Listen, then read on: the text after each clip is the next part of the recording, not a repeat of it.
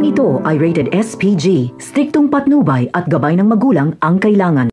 Gusto sanang pumunta ni Augusto sa gagawing buy-bust operation nila Jacobe. Gusto niya kasing makuha ang drogang masisibat sa bodega na yon.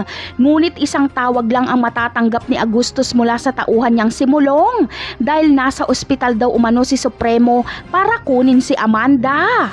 Kaya naman, babalik agad si Augustus sa ospital.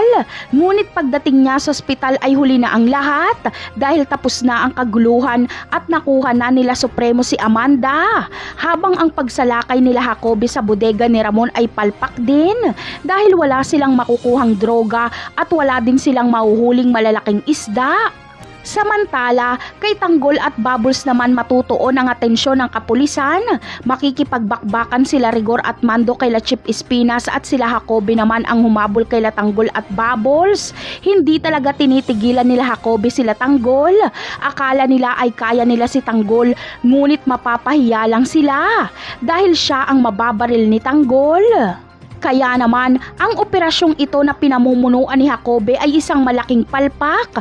Kahihiyan ang aabutin niya kay General Pacheco. Malamang ay galit na galit dito si Augustus dahil natakasan na siya ni Amanda at wala pa silang nakumpiskang droga sa bodega ni Ramon. Napakarami pa nating dapat abangan sa mga susunod na episode. Paalam!